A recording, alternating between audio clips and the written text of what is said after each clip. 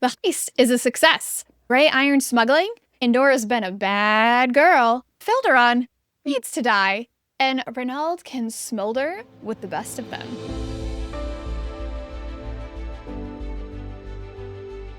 Welcome! We see the assassins have failed. We are Book Dragon Banter, a podcast where three aspiring authors talk all things books. We're fantasy focused, but not exclusive. Join Sage, Katherine, and me, I'm Zinzi Bree, as we read This Kingdom Will Not Kill Me by Ilona Andrews. All for the love of story. This is a read-along mini-season where we'll be covering a section of chapters each episode. Read or reread along with us. We're so glad you're here. And now's a great time to hit that subscribe button. We'll be keeping spoilers out of the read-along episodes as we're saving them for our mini-season wrap-up pajama party. I am so looking forward to that. Zinzi is also testing Sage and I's self-control with this to not read ahead. I cannot say that I am the best at this. I have poor self-control. But moving on, we are an explicit podcast, so we can give our honest and unfiltered opinions. So be warned. This mini-season is sponsored by Book Dragon Inc., our company where we host themed monthly writing retreats online with workshops, access to our book coaches, Sage and Katherine, as well as have writing sprints and a fabulous community. You can check out our upcoming retreats with the link in the show notes. In this episode, we are changing our format just a little bit and dropping the detailed summary in favor of more time for discussion. Let's get into it. But first of all, I have to say, yes, Evil Ducks 3710. I know it is Shayna. I am shamed. I keep calling her Sharna. I'm currently editing an episode, the second episode after I got the correction, and I'm still calling her Sharna in the episode, even though I know you're correct. It is Shayna. And now I don't know if I should dub over my own voice going Shayna every time I say Sharna. Or I just go, hey, here's my correction clip recorded in the future to be included in an episode re-recorded in the past. Ta-da! Impressed you remember her name at all, because I'm terrible at remembering character names, and I was like, wait, I think I know who you're talking about. Yes, I was right. I checked. Gort's wife, I was about to call her Marna. Nope. I still want to call her Sharna. It's just in my brain is Sharna, and I want to blame the audiobook, but in the audiobook it's correct. It is Shayna. But that's just what my brain has decided her name is. I will attempt to be correct in the future, but as our track record shows between Solentine Crackers and Habanero Hreban, names are not our thing. I'm still questioning if we're saying Ilona Andrews, if we're getting the author's name correct, and we even tried to research that. So, please be kind with us. We're trying. Ilona. Yeah, we got this. All right, so on to our key moments. Key moment number 1, save the Mercenaries. What did you guys think of the heist that our crew pulled off? I feel like they should have, their group should have a name. So let's just call it Maggie's troupe. So, chapter 15, our Maggie's troupe is doing the heist. We've got Will, who is working the docks. We have Reynald hiding in the shadows of an alley. Gort is hiding in the shadows of a different alley. Caden and Clover are waiting for the signal, as well as Sharna and Maggie are up on the battlements, the bluffs. I forget specifically where they are, but they're up somewhere high with a lantern waiting for Will to get to the middle barrels that have a little symbol on it that he's supposed to find by feeling it. And then he stumbles to signal Maggie and Sharna that he has indeed found a barrel that has this little symbol on it that they're looking for. Maggie raises the lantern to flag the rest of the team and set things in motion.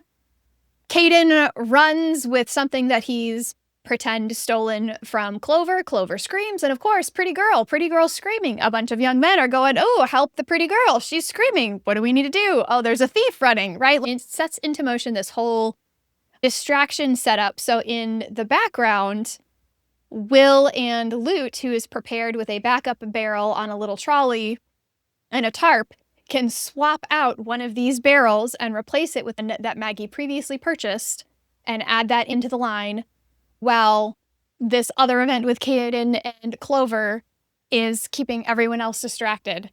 And then Lute walks away with this stolen barrel and heads over to where Gore is and meets up with him. Caden throws the gorefish blubber that he apparently stole into one of the fire barrel lampposts and sets fire to the dock, at least a little bit, which is a much larger distraction, before he runs off down the alleyway that Reynald is hiding in. And when someone goes after him, the person who goes after Caden backs out of the alley, presumably having met Reynald, and went, I'm going to back off. I don't want any part of this. And everyone gets away clean. For you guys, I remember the first time that I read this, and I don't think I was reading the text. I think I was listening to it at the time. So the actual mechanics of what happened in this scene totally went over my head, and it was just a blur. I was like, I don't know. Somehow they got the barrel. Something happened. There was a distraction. I was distracted by the distraction. Good job on them for succeeding, right? What was it like for you guys? I read it a couple of times via audio, and I will say that the first time it was a blur for me as well. In the audio, upon the reread, I really enjoyed kind of following the movements and seeing how they did it, as opposed to just kind of being surprised by the distractions and then the result of the heist. I actually enjoyed getting to see how they managed to pull it off. It's a pretty short. It's I was just looking back at it, and it's 2 pages of text for the entire thing to happen.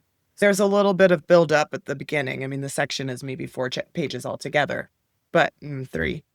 But there's a little bit of build up before they actually make the signal and start. And then it's just bam, bam, bam, and happens super fast. I feel like I basically got it the first time, but since I'm reading on paper, I often will go back and reread a section to see if wait, what happened, and track it. The only thing that bothered me, I thought I was engaging. I like action sequences. It's 4 a.m. It's talking about how the city was shrouded in darkness, although that this section was brightly lit. But I just felt like the fact that they all helped out Clover because she was pretty is maybe hard to see in the relative dimness. And I felt like I would like them to rush over because someone was yelling anyways, but maybe that wouldn't be the case. Yeah, did it actually say? Yeah, pretty girl. It is filtered through Maggie's perspective, so I guess that's Maggie saying the pretty girl. That's part of the assumption. Yeah.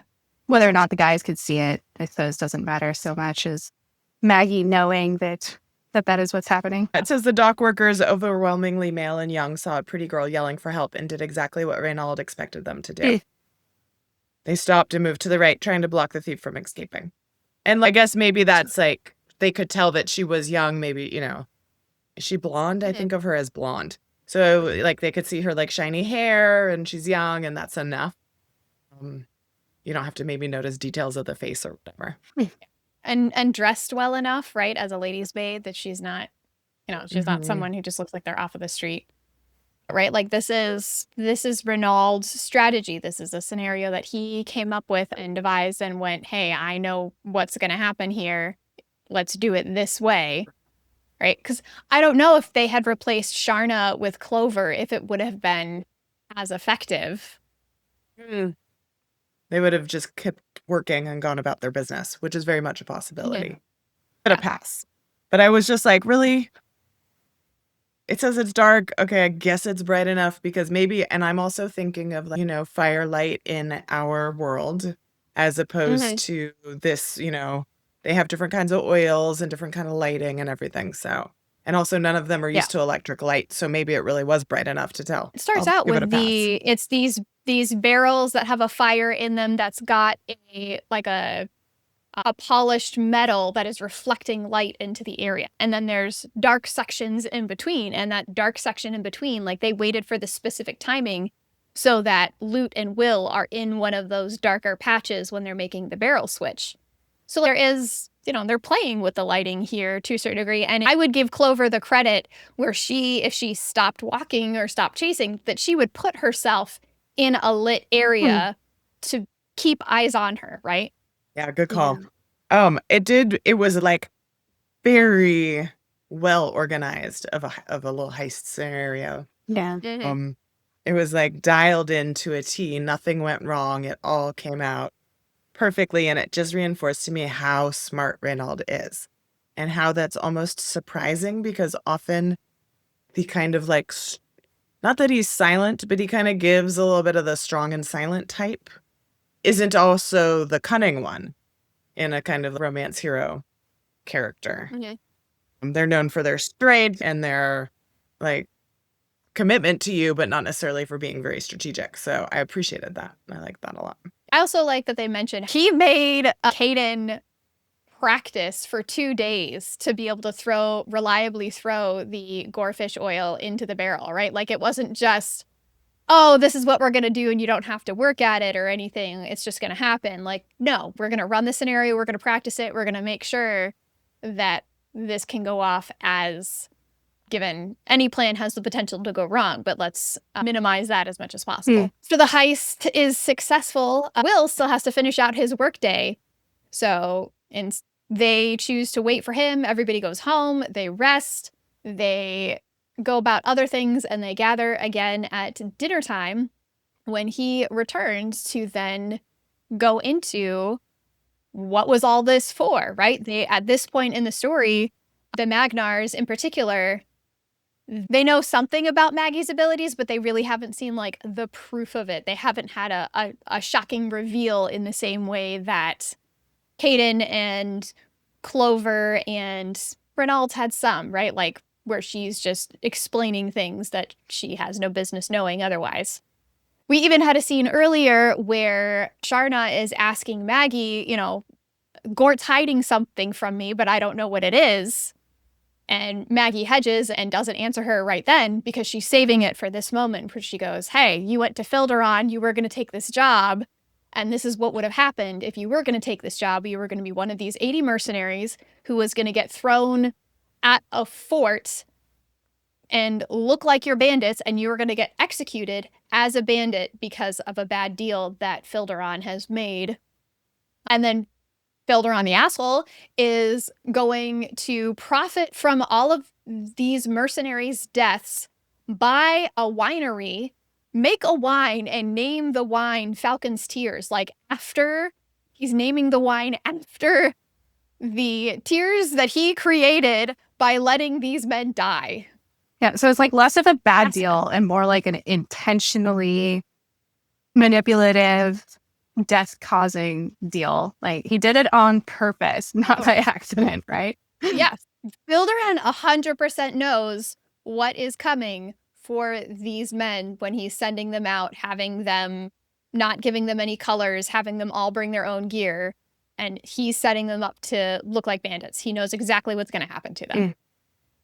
So I have a question for you guys. Do you think the author chose to make it clear what an awful person he is, to make the outcome of what happens to him? I think it happens. I mean, I haven't read ahead. They send Gort and his family to kill him, right? Yeah. And presumably that, I mean, it seems like that's what's happened. They don't go into detail about it. But do you think that they set up what a terrible person he is so that it's okay for Gort and Sharna and the boys to go kill him, and for Maggie to like sign off on that without us having a negative feeling about our, found family here? So maybe this is like a general question about not this specific situation, but do you feel like as a reader, are you easier to condone murder when it's clear that the person is so evil, right? So this guy is so evil, he's heartless, and it's illustrated in all these different ways. And so therefore we're not so upset when the plan is to just get rid of, regardless of if it happens or not. Yes, absolutely. How he is painted here makes it more palatable for us to just sign off on, okay, the Magnars are going to go kill him. They stand up, they're smiling, not in like a happy smile, but a grim smile. Here's an opportunity for them to get a little bit of revenge for any of the bad deals that they've been sent on as mercenaries over the past. I mean, Will and Lute, even the past job that they held before coming to work for Maggie, they hadn't been quite blacklisted, but they were already in trouble with other brokers because of a job that had gone wrong where they turned around and then attacked the person who had hired them. So we've already seen that they've got a history of like, there's a desire for some levels of justice. It's not just about getting paid for them. And I think this is the reason I brought it up is because I feel like in fantasy that has a lot of violence in it, this is one of those fine lines that the author has to walk where there's violence and your protagonist is probably going to be committing acts of violence, if not themselves, through their agents, right? So far, I mean, Maggie has committed murder already in this book, in self-defense, right? But like, at what point, how do you as an author create a character that can have this kind of violent lifestyle because of the setting, right? And make it palatable to readers, and different readers have different levels of where their line is of like, no, never. But I think it's an interesting thing of like, how do you keep the charm for these different characters when they're going out and also committing these gruesome acts? So like, protecting children is one thing. Now we're protecting 80 mercenaries who we've never met. They're not on the page. Gort is a representation of them. So we get a little bit of it from that, right? And we also get, because Maggie this out, these are all mercenaries that potentially have families, that these are all fathers or brothers or uncles that, there's some, she even shares later when she's up on the battlement with Reynald, part of her own reasoning for choosing to save the mercenaries the way that she does is that she remembers being a child and her father being in the military and wondering if he's going to come home. And to her, that's the same as these mercenaries, even though Reynald does tell her a little bit that it's not exactly the same, because the mercenaries are choosing the job. They are choosing the higher coin that you get with being a mercenary when they have the opportunity to choose other jobs, right? Like Will could just become a dock worker. It doesn't pay as much, but that is an option available to him. I do appreciate that it is complex, and I would love to come back to this conversation after a point in the future. So hopefully we'll get to discuss that too. Moving on to the whole point of the mercenaries, right? This power struggle between Drentia, I'm going to screw up her name, and her niece, Indora, right? Drentia is currently the head of the Yolenta family, and Indora is the niece, her Drantia's brother's daughter, and she is impatient and wants to move into power because she knows if Drentia gets booted from her seat as head of the family, her father still doesn't care about money. He just wants to do his smithing and work with metal. And then she then gets to make the decisions for the household as far as where the money goes and where the weapons go, right? So there's this whole power play between these two powerful women happening, and that's what would have cost these 80 mercenaries their lives. What did you guys think of this setup? There's a whole lot of working parts that are happening in this scene and in this explanation, and a whole lot of politics. Did you find it interesting? Do you feel like it could have been, maybe there was something simpler that could have been done here? Or did you feel like this is more complex and that's smart on the part of the writers? Oh, I feel both. Probably because I know that with these authors' skill, that the information, whatever information is in there, is going to be relevant and useful to readers to know later on. But I did tune some of that out, especially on the first read through. So I was like, oh, politics, maneuvers, whatever. Essentially, bad guy, deal, person in the crossfire gets killed. Oh, but now they know the plan, so they get to rebel, go kill them instead. Plan kaput. I'm like, okay, I got it. I got the basics. But I do know that as we move on, this knowledge will probably become important, like the names of these characters and their roles in this society, their magical gifts, or their levels of political power and influence, that kind of thing. It will be relevant. Did you focus back in when Reynald puts his hands on the table and leans forward towards Maggie and is like, also, I think you're amazing? Actually, no. Was that that's what you're listening for? No. Okay. I think I must have been doing something. Out this whole chapter. I think I probably listened to it like 3 times, and like this particular section of the book, I would say like I retained the least amount of detail for these chapters. And so even with Reynald's like teasing and flirting, essentially, I took note that it happened, but no, I did not remember like this hovering moment at all. I was reading your notes in the page, and I was like, oh, wait, yeah, that did happen. Oh, wait, that did happen. I listened to this, right? Like, I totally did.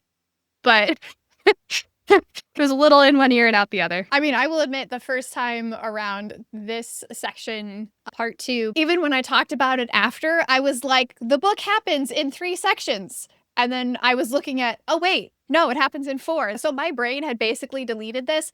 And I think part of it is because the whole purpose of this section is to prove Maggie's ability, to prove her knowledge is true. And at this point in the story, we've already bought into that. Mm-hmm. She's just got to prove it to the characters now. And like, so it's not as exciting for us necessarily because it doesn't feel as relevant or as new, right? We're not questioning, is what she thinks is going to be true. She's still questioning because she's going, I had these inconsistencies. Is that barrel actually going to have the gray iron that it thinks it does? Is the knowledge that I have really as valuable as all this time I've been playing it off? Maybe this time I'll be wrong. Right, so like she's sitting there sweating bullets over this whole thing and even thought about like, if I check the barrel ahead of time so that I know and can, oh, but no, I won't because I need the power to be that I didn't check it. The seal is on there. This is going to be a big reveal because I need all of these people in the room.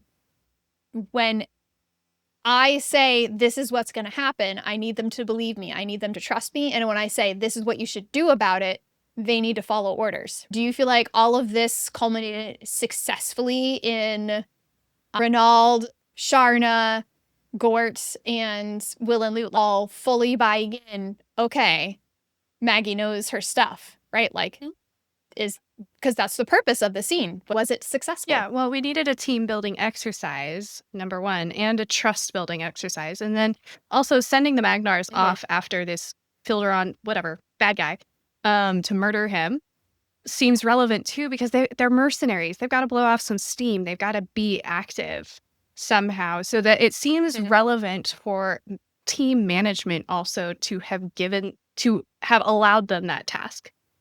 So yes, I do believe it was completely relevant and I think it was well done and all of that. To me, this section was the least exciting part of the book. So if like this is still good, even though it's the least exciting, like that means everything else is coming after this is better, in my opinion. It feels like the right stage setting for a whole lot of action right after this. Like we needed this information for all of the action that I assume is about to come. I found the action sequence of the rescuing of the children and the murder of all of the slavers much more exciting than this like highly orchestrated heist. Yeah. And then every time it goes into some like Maggie explaining backstory or Maggie thinking about backstory, I do get pulled out a little bit. And it is hard because I do feel like I know it's important and I want to get it and I want to know. And this one was one of the harder sections for me because it's long and it's exceptionally detailed. Usually it's like a lot of different characters being mentioned or a lot of different things being mentioned in a very short period of time. And this was very much about these iron, the keepers of the iron in a like 6 pages of information. Yeah. And I was really interested from like a world building perspective of the different kinds of iron. That got me excited about it. The action in the middle of the barrel being smashed open and how that was described, that got me hooked back in, you know. Both Reynald and Clover being impressed by Maggie and like sweetly telling her was a lovely little way to wrap it up at the end. But it makes me wonder how much is all of this detail. I'm sure it will play back later, but like for the amount of page time it's spent on it, how much will it play later on in the story versus it needing in this moment? Yeah. What's the payoff? So that was a question. But it was, again, I like read through it. I did have to kind of go back and reread a few sections to be like, wait, what's happening? How does, because it's also very clever, right? They are making a very, Zinzi had mentioned in one of our last episodes that the authors really wanted to write a character that was smarter than they are. And I think they've succeeded. I mean, I don't know how smart they are, but they have succeeded in writing a very intelligent character and a very smart plot. And I think that this is an example of the amount of politics and shenanigans that are going on that she is aware of. And so it was very like thoughtfully laid out and everything. And there was a lot going on. And I needed to kind of like reread it a couple of times to fully get all the intricacies of the plot. Yeah. This reminds me of like the chessboard kind of example. In the laying of the chessboard, we do also, like you just said, we get to see all of that cleverness and how much information Maggie retained from her reads of the book, and potentially some things that she was imbued with upon arrival into this world that she definitely did not have before. I remember the scripting, the writing. So at the beginning of chapter 6, Maggie's practicing her writing, and she realizes that she can write not only Relsian, but also in the Shears cipher. Yeah, which is awesome. I love that. I would love to, like, enter a different country or a different world and automatically be able to understand and speak the language like a native, and then write in it like a native. And then also to understand ciphers for particular political interest. And this in the Isekai world reminds me a little bit of sometimes when the Isekai players are totally aware of what's happening and they are like active players. And then there's like a game master for this Isekai story. And they're trying to manipulate the human who was dropped into this other world as if they are a character, an actual active character in a game. And then like the character starts going head to head with the game master kind of a thing. So it kind of made me think like maybe they were given these skills as if they are a player in a game as well. That's what's happening then, right? So who's the game master? I don't know. It's Theories. got to be the author. Possibly. Or Reynald. Or the golden-eyed man is the game master and the author is traveling through multiple different characters' bodies, and he is currently in Reynald. Or, like Zinzi said, it's the son who sees all the things kind of in that moment. Or no, Sage said that. That was what I said. But Sage they can't said say that. anything. That was a really excellent I can't. position. I can't. I liked that idea. So one of the things I was thinking about is how, other than Maggie being brought into this world and having this knowledge and this ability to like write and everything, right? There's not a lot of magic that is happening with her. There is magic that we know of that some of these families have, but we haven't really witnessed any of it. But it's talked about, and I love all the magic stuff. So there was the description of the different kinds, and I guess it was my favorite chapter of this section, which is where they are sitting on the roof drinking the tea. Yeah, it's in chapter 17 at the end of it, and they're having a conversation, and Maggie asks Reynald about if he's seen the 4 military families, right? Because there's 8 great families, and 4 of them have military used gifts. And so then there's this conversation that happens around what each of those look like. Yes, and I loved that part. And I loved, first of all, so it describes them, and a few of them, she's like, yeah, I don't actually need to see that. Even when I was just a fan on Earth reading these books, I was like, ooh, I would love to see that. And now she's like, yeah, no, thanks. But then as Arvel is talked about for the second time, and then, so I am much more of a Shadow Daddy person generally than the Golden Shining Boy, but I loved the description of him and of his golden magic and the kind of like golden light shining out of the eyes and surrounding the body. Like I found that to be a very engaging description and made me definitely like can't wait for more magic. Yeah, but like he looks like a saint. Ready. Yeah. I'm ready for the magic stuff to come into play a little bit more. We haven't met him yet, but there is character art of Arvel, and maybe I will pop that in like right here so you can see his appearance. Cool. Sorry, that was off track. Part of the reason I was like, we're just doing these 3 chapters is because there's so much that happens here. There's a bunch with the politics with the Yolenta family and learning how much power King Sovan has over the other families, in that if what she's doing, skimming off the top, taking the gray iron, which is used to make weapons, right? That's just immediate treason, immediate execution. That's the result if Drienta gets caught with this.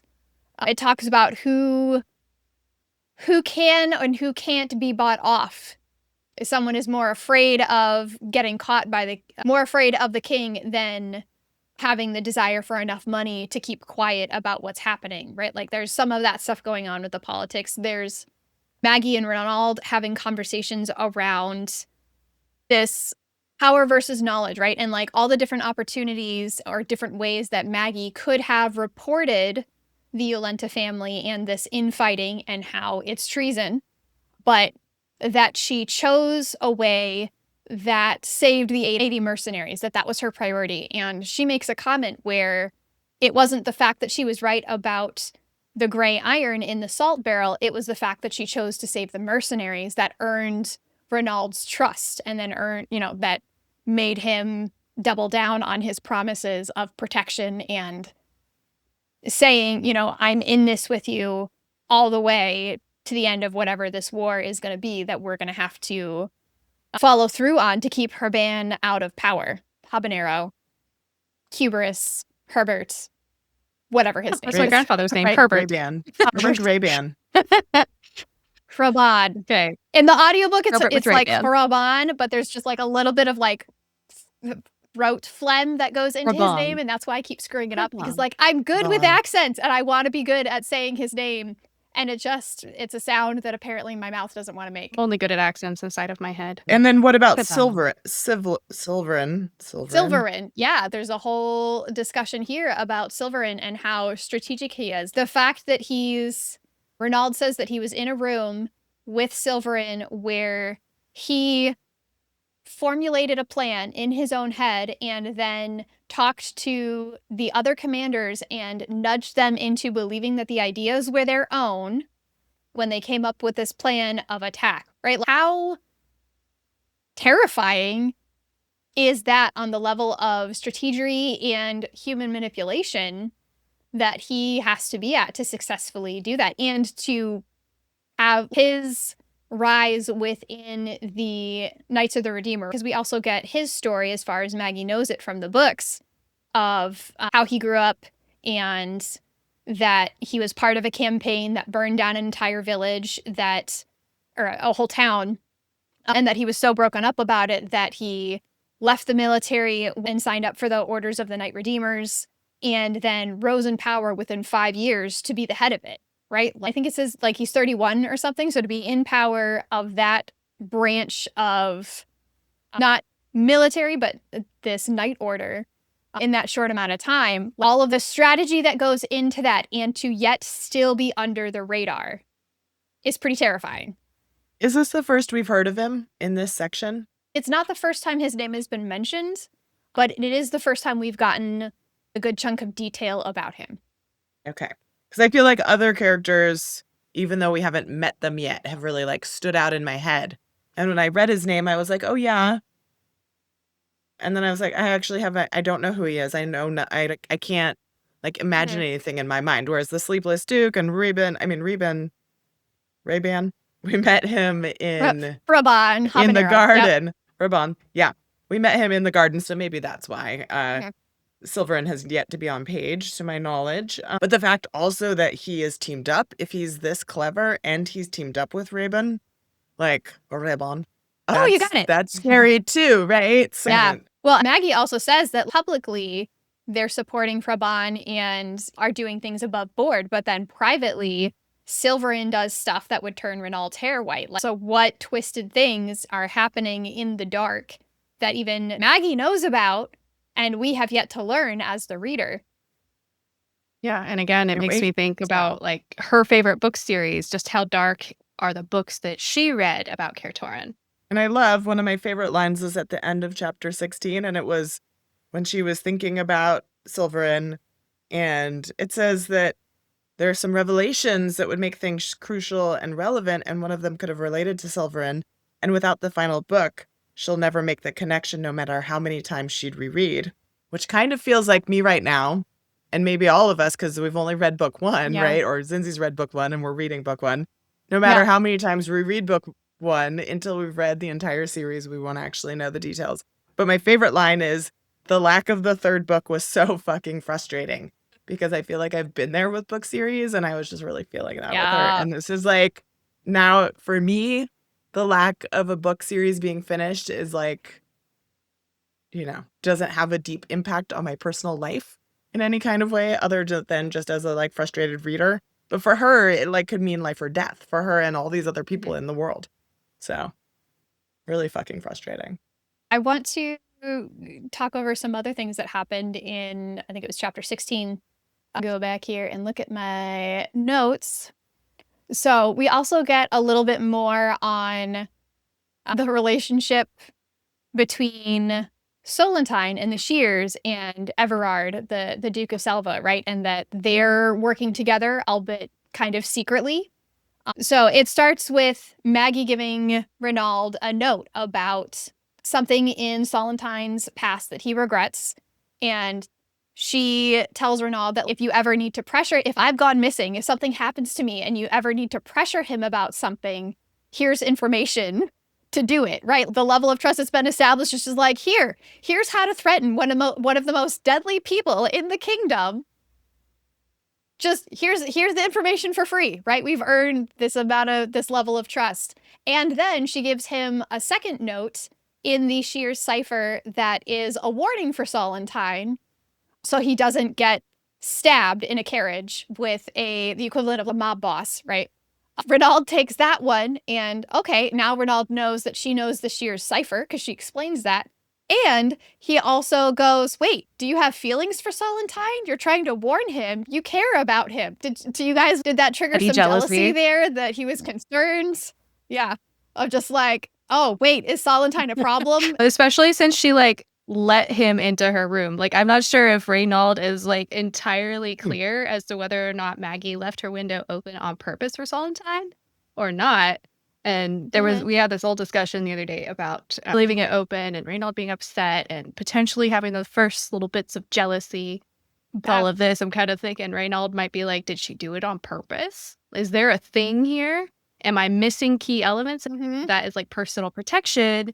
And he's actually trying to manipulate Maggie by flirting with her so that, you know, she thinks he's in trust and team with her. But he's like protecting his ass and his assets by being aware of her. Well, yeah, because Maggie is the way that he's going to be able to rescue his son Mateo from the Knights of the Redeemer, from Silverins. There are too many characters whose names start with S's between Solentine, Silverin, and the Sovarics, Sovaric, which is the king, right? Like that's 3 characters that all start with S's, and they're all in power in different ways. That's a little annoying. I thought Reynald felt jealous, but also he's pretty strategic, it seems like. And if Maggie does have a connection with Solentine, that's a piece of information that's vital to know in trying to protect their deal, right? And if all of a sudden she's going to be running off with the Shears and having some side dealings, that's a direct threat to her safety. Yeah. Right. And he needs to be able to like have that knowledge so he can pivot on it. So he could be jealous, he could be wary, or he could be a combination as probably. Yeah, could be all of the above. He is a character that likes to be in control, and Maggie getting involved with the Shears makes it harder for him to keep control. Yeah. Really liked that he asked permission to read the note when she gave it to him and he asked. I was like, that is a nice touch on character. Green flag. Yeah. Exactly. I like green flag with green flag male characters. So Maggie dropped into this world. We do know that the book started with Reynald coming back and finding out that his wife and son were murdered, right? Or a wife was murdered and son was kidnapped or whatever. So Maggie got dropped basically into this book series a couple months into the start of book 1. And I just wanted to point that clarification. out. No? For clarity that I am aware of, without spoilers, Maggie arrives the day that she knows the book starts. Even that opening where she's holding the rock is 3 days into her story. Okay. And then we get the 3 days backstory of this is what happens. So for Reynald, we don't know because we haven't actually read the text, right? What information of the past is his backstory and what information is as close to her present before them actually meeting at the tea house. That timeline is unclear. Is that kind of fair to say? Sure. Without a reread, yes. Okay. I think it's more the question of, well, then how long has he known his wife was dead? If she died months ago, but he just arrived and, got to the city like the same day that the book started, and that's the day Maggie arrived, and then they meet like basically 7 days later or 9 days, somewhere in there. Okay. Did he just find out his wife was dead, or had he found out earlier? Maybe not. Love to get into the nitty gritty though. That's why we're here. Maggie comments that at the point that he's at the tea house, he had been observing the tea house trying to find a way in. That is stated in the scene that Maggie meets him. All right. Sage, am I correct if you're finding this spot, You got it. or am I misremembering? Page 122. Was Stryver supposed to be dead during this time? I didn't know. That was his horse. The book started with Reynald riding on Stryver into Caer Torin, expecting a happy reunion, and instead finding out that his wife had died and his son had been kidnapped. Stryver was in numerous flashbacks, but there was no mention of him in the main plot after that opening. So is this an inconsistency, or I don't know. This sounds like a key element if there's this much like little seeds planted that readers like me, I might like take note of like the bare essence of the detail, but I didn't consider it in that much depth. It kind of sounds like something that's going to come back in the book. It's going to be relevant somehow. At least the horse part. Just the whole time I've been so curious, like, what were the original books like? And like, what kind of epic fantasy is this story reminiscent of? And so then hearing that there's different POV characters as opposed to the one that we're actually reading, This Kingdom Will Not Kill Me, and that it started, I found that interesting, really interesting that it started with Reynald. Yeah. So that's why I highlighted that piece. But yes. I love all the detail that the Ilona Andrews pair must have had to put into both the book that Maggie read as well as the book that we are reading.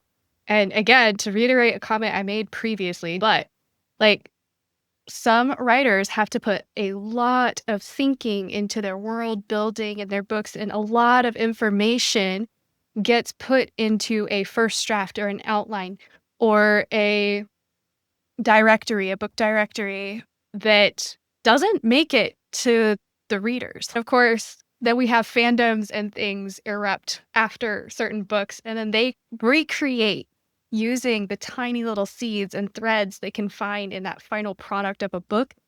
And I assume that a lot of the time, those threads are just, they may or may not be exactly what was in that original book directory that the authors created. But I love, again, just how much time and effort and energy and overwriting probably went into the first drafts of this book. And potentially, I wonder if the authors even wrote like sections of the book that Maggie would have read so that they could manage that style and things like that, and how Maggie perceived it and experienced it. Yeah, 2 books in one. It's complex. It does make me curious about the writing process for the authors. How much of outliners they are, how much they plan out way before they even start the drafting process. Because there's so much detail in the world build and in the politics, especially like you were saying. Yeah. So clearly, I think that it's pretty clear that one of them is an overwriter. Like, in order to get all of these details on the page, it is my experience that the authors who get that much on a page, they have overwritten to a large extent, and they've had to boil things down and essentially eliminate anything superfluous in those scenes. But also, I wonder if one of them is a planner and the other is like a exploratory drafter, and they somehow make their process work or whatnot. So, point of clarification, because this might be my memory screwing with us, and I'm the person who's making the notes, right? In chapter 6, when Maggie is sitting at the table with Reynald at the tea house, she tells him, as she's like recounting his story, he searches for his son and finds out that he was taken and sold by a slave monger who lives in an impenetrable fortress. He keeps looking for a way in, but can't find any. So every day he comes to the rooftop terrace of the local tea house. So every day is not a specific length of time. So I don't know if I misremembered something and now have put months on, or if it's literally he's just been doing this for the, 3 or 4 days that it's been since Maggie arrived in the world and since he walked in, which then would be that it hasn't been that long since learning that his wife has died. Just call it right now as a strained marriage. Maybe they were not a love match going into it. And, sometimes you stay married anyways. And yeah, I'm just going to say, he doesn't seem too broken up about his wife being dead and him only know, okay, this is planter 15. And what did she arrive on? Planter 6. It's been a week, man. No, she's been there since planter 3rd. Day 6, chapter 1, month of planter. Oh, because she came 3 days earlier. On day 6, and it was 3 days earlier. So basically, about 2 weeks that he's learned since his wife has been dead. Yeah. Just saying. Maybe. Okay, so might be a minor point. Again, hard to say, but we were talking about it and with the flirting and is he now triggered you? Okay.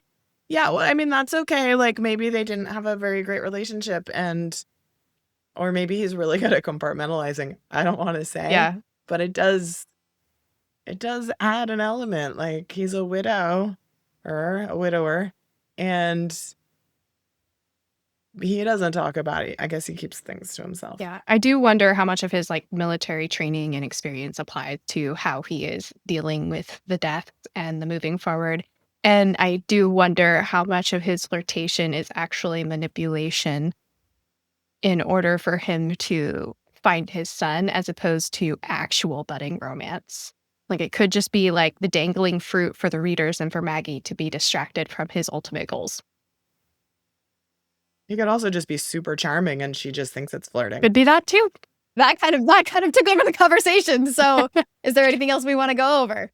I mean, maybe not in regards to that, but I did want to go back to the scene where Maggie's on the roof because I think it's really relevant how protective Maggie became of this group so quickly. And she did read the books and she had feelings for characters, but now that the characters are real people and she is kind of, so to speak, adopting them into her found family, and she is kind of taking on this key role of protector with her knowledge and scheming, she goes out on the roof and is watching for the Magnars to return because she feels protective. And now, of course, she let them go and do that because she is not also their mother and she does not rule or command their lives. And they've got to have some kind of outlet. Like I said before, they've got to have some kind of active outlet. But I also pictured this as this cute little widow's walk. And I know that it's supposed to be a fortress and it's probably not quite a widow's walk, but I was definitely picturing this little porch-like section, widow's walk kind of vibe in which she is watching for the returning soldiers. Well, it's even set up where there's a tent, there's shade that's set up and chairs, and here's a little outside porch patio. Go enjoy your sunshine, more modern day. The vibe of that seems too cute, cozy for Darod. Well, he didn't set that stuff up. That stuff got moved up there once they took residence. Oh, okay. It is lovely. I love a rooftop garden. Yes. Yeah. Tea spot. And their little tea cozy together conversation was lovely. And that actually worked a lot better for me in that chapter where they were talking through some of the backstory stuff or history of the world stuff. And I think it was because it was more of a conversation than it was her presenting her case, which is what that scene with the iron and all of that information felt like. I did have a part that I really liked that I wanted to quickly talk about. It's the end of chapter 17. And it's right when they were talking about the magic. And they are talking about the king, right? Sovereign. Exultant call of the Sovarics has no color, Reynald says. You don't see it, yet you feel it. It reaches into you and envelops your heart. You feel stronger, faster, more powerful, and you know you're not alone.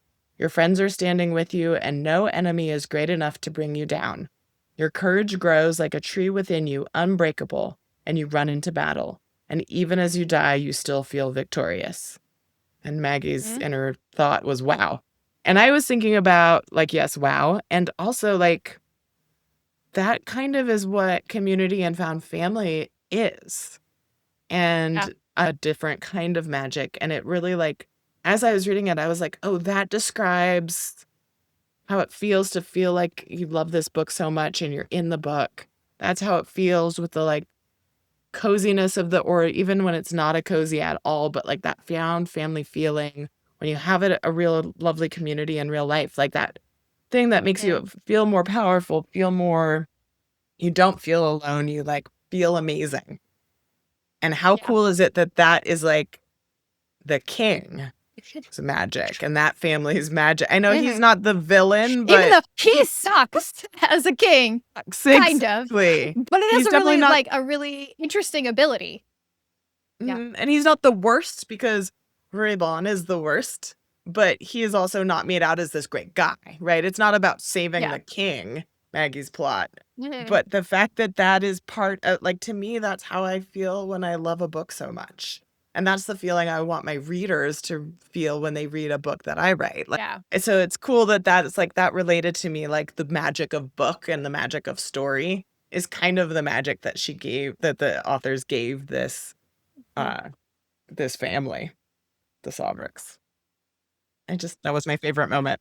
That's such a positive spin because for me, like that is a really intelligent choice on the author's part because empowering a group of people can also be a great opening for manipulation. So I saw cult behavior. So like I saw the negative part of that. You saw the positive. And I was like, uh-oh, like we have set this up. Their emotions, their actions are manipulated a little bit because they feel empowered. And so that makes sense that this guy became the king or that their family line did because of this power. Like I would vote for somebody who made me feel empowered, probably. But if I truly felt empowered by a leader, I would want them to lead me and my people.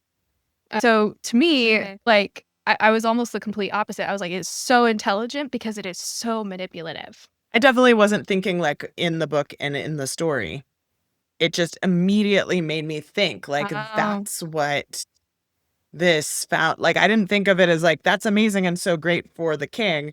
I thought, wow, that is making me think about how like what you get out of these different elements that story wants to give us make us feel. And so it's like a parallel, not so much a subtext, more like a parallel. And I was really liking that. But you're right that is like all you have to do is cast that spell on everybody and you could do whatever you want and they're gonna like fall in line. Like as he said, even as you die, you feel victorious. You've given your life for this and you don't regret it, right? There's something else I want to connect here. We don't know when using the power, how much does Silverin also feel that? Does he feel empowered? The way that it's listed for the other people who use their abilities, right? That the rage glow affects Bors and the people around him. The enduring flame used by Arvel, right? That grants him invulnerability and those close to him invulnerability. Does Sovaric, when he uses this, does he also feel invulnerable? And then we got that scene back earlier, the story that Reynald tells to Maggie and Clover and Caden about how Sovaric felt invincible when he was young and he went after the aunt of the Duke of Selva and put his hands on her, and then it created this whole situation where there was then a duel and Silverin got beat up, and that is the root of his dislike for the Selva Kingdom. Like, did his own magic infect him in a way that's kind of warped him over time to feel like he's untouchable, and like this little thorn is the Selva dukedom family is the only ones that's really proven him wrong. I really liked that scene. I'm glad you brought it up because it made me like Everard more. Just to like see the kind of family history and that he showed up at the gates and did the 8-pointed star and was like, screw you to the king. I'm just like my father. I have a prediction based off of that. It reminded me of it. There is when Maggie is watching for the heist to go down and she rubs the coin that Everard. She rubs the coin that Everard gave her at the beginning and for luck. And I was like, that is such a nice little way for the authors to remind us of this character and Maggie's connection to him that is presumably going to play out later. So my prediction is, this one prediction from that is that there is definitely more in the wings with the two of them, Maggie and Everard. That one meeting in the street is not going to be the end of it. The question is, will he remember her, recognize her? My next prediction is pretty loose, but right at the end here, she's thinking about how now a bunch of months, nothing happens in the books and like feels like it's going to be some downtime. And Reynald is like, you can stop worrying now. You're a worrier. You can stop worrying now.